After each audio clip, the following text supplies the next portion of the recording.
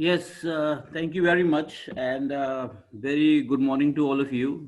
So, this is 6:30 a.m. in Guyana here, and like every part of the world, we are also all sitting inside our houses, even though there is no lockdown announced uh, here in Guyana by the government, but we are following all the norms of a full-blown epidemic here.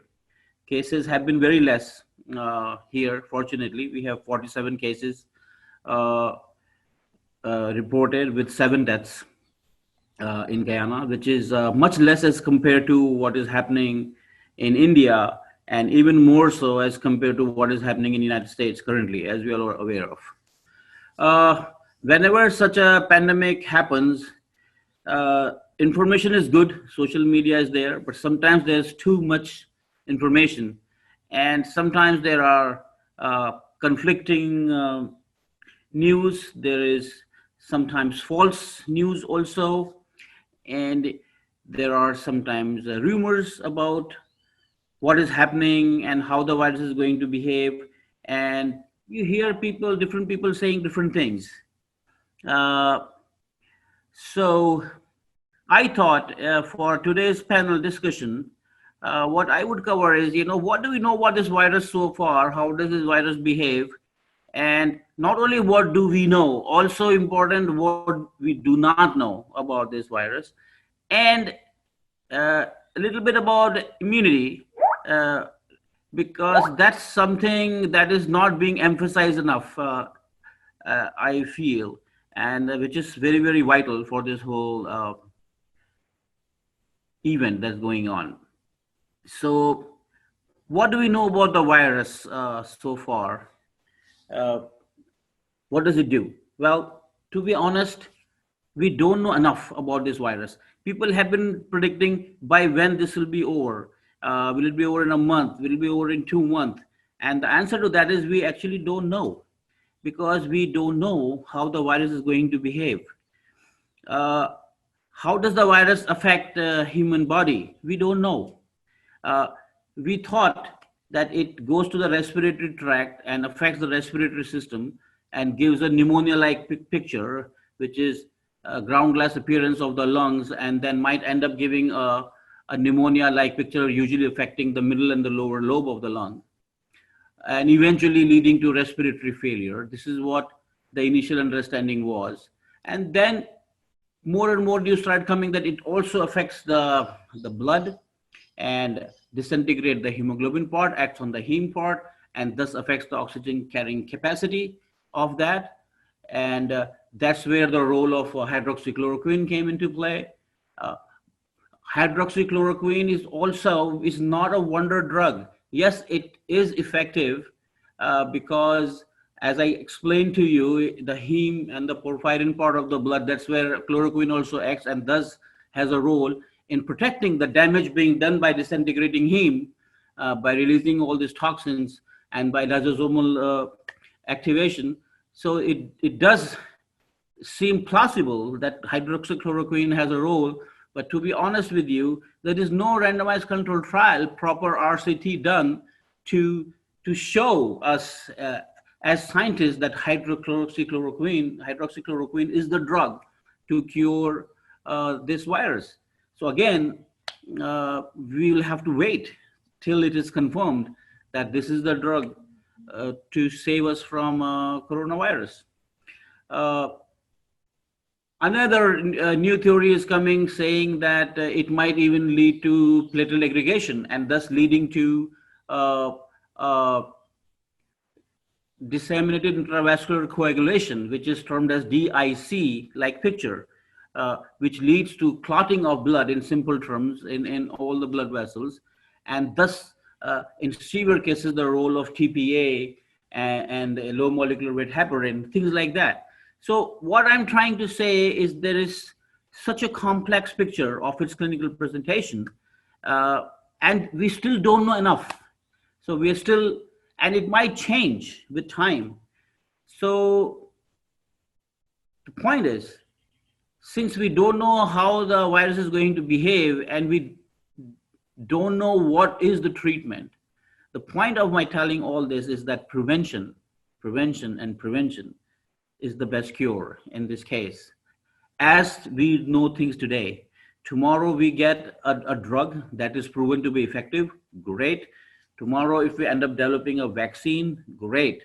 But till that happens, our only saving grace against this virus is to have prevention, how to prevent.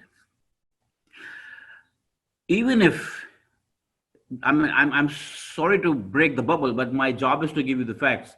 Even if we ends up developing a vaccine against coronavirus, you have to understand that viruses like these have capacity to mutate, and if the strain changes, then that very vaccine might become ineffective also in due course of time. Uh, so again, prevention is, I think, the best option we have. There's also a lot of talk of herd immunity, and actually some of my colleagues were saying herd immunity is the only answer to this. And uh, I read somewhere somebody suggesting, some epidemiologist I think was suggesting that let people go out, let them lead their normal life, and once herd immunity develops, the infection will go down and eventually stop. But he's not wrong. Yes, herd immunity can stop an infection such as coronavirus, but there are two huge buts here. First of all, uh, herd immunity develops after a certain percentage of number have been infected by a particular virus or bacteria for that matter. And uh, in some cases, the herd immunity might develop once 50 to 60% of people are infected with it. In a population of 1 billion, you can imagine when 50% population, we are talking about how many people will be infected by the time herd immunity develops. And even if we go with 10% mortality of that, we are talking of millions of people die because of the infection by the time herd immunity kicks in. So once again, it's our moral duty to understand things better before we start promoting it. Uh, and as I mentioned earlier, if the virus mutates, the strain changes, the herd immunity will not be effective if it does not provide protection against the different strains. So, to summarize, what do we know about the virus? I thought it is important to understand for all of us that we know very little about the virus. It's a very new virus. The whole world is facing it for the first time, and whatever we know might change with time, and there might be more things coming out regarding this virus. So, having a basic understanding of how this virus acts now, the question is, what can we do? And when we talk about prevention, what do we actually mean by that prevention? Uh, yes, we have been hearing again and again and again, and I personally believe that repetition is very, very important. And so I will not go into all that discussion that we already are aware of, hygiene, social distancing, washing hands with soap and water, whatever you use, wash it, and all these things, and keeping distance as far as possible, wearing masks. All those things are very much there. I'm sure all of us are following and doing that.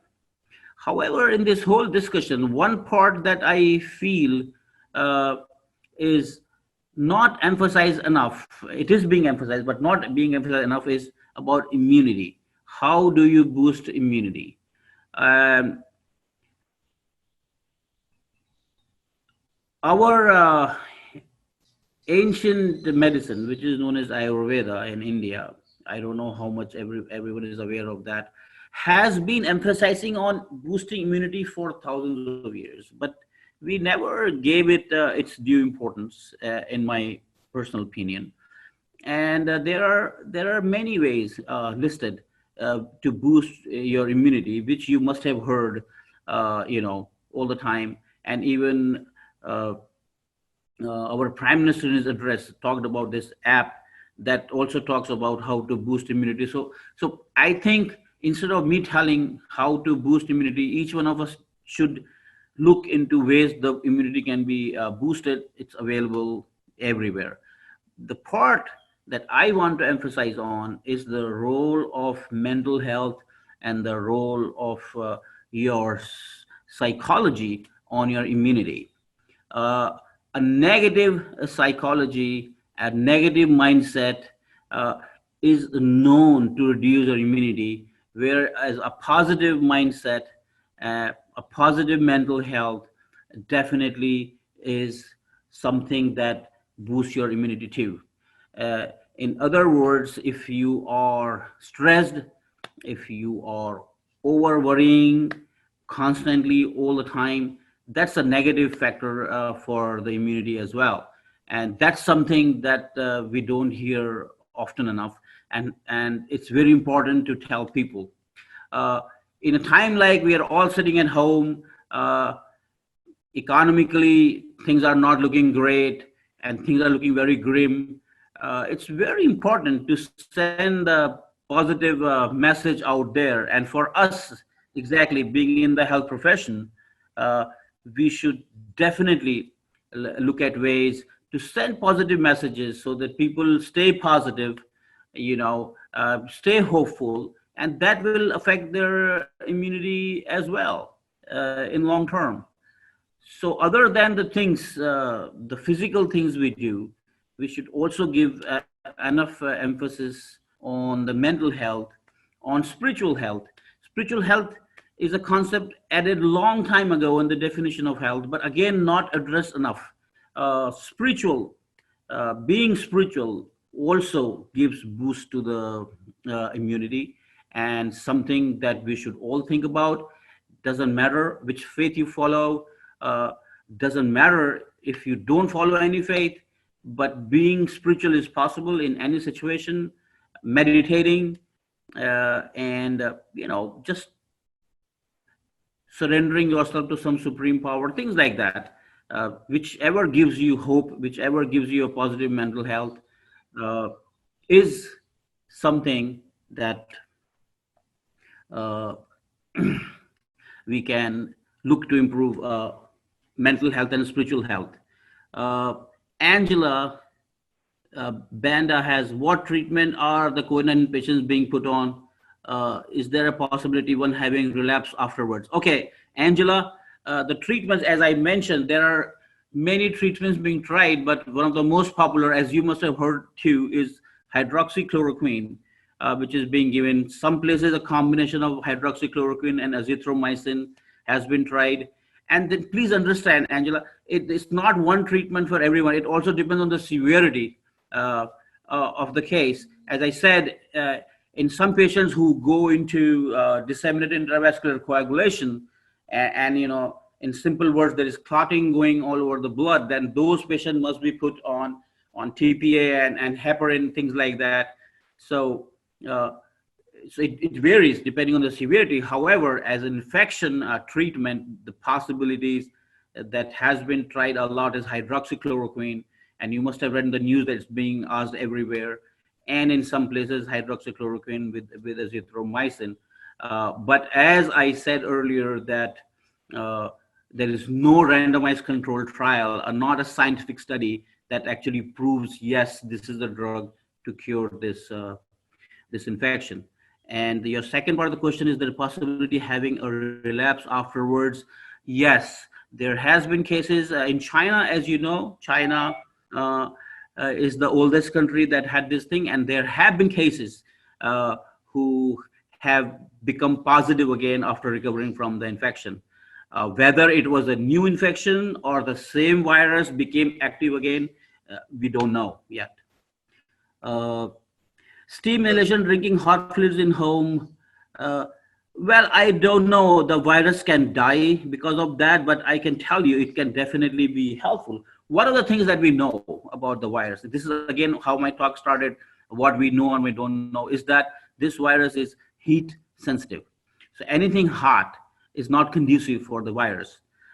So it seems plausible, and it makes sense that if anything hot, such as steam or you drink hot water will definitely be not good for the virus. But whether the virus completely dies because of that, we don't know. Again, as I said, for these things to say with 100% accuracy, you have to have specially designed trials. Only then you can tell. But yes, drinking hot water and using steam definitely will help you reduce the virus load. Definitely, if I don't know whether it completely kills it or not. Uh, thank you very much for the time, everyone. If there are no questions, and we are all here, to help with anything we can do from our side. Thank you for Thank the you. opportunity Thank again. you. Thank you, Dr. Dheeraj. Thank you. Thank you, participants, for participating in the 2 hour session on COVID-19 prevention and outcomes. We would like to thank the speakers on behalf of Texila American University as being an initiative of Texila American University.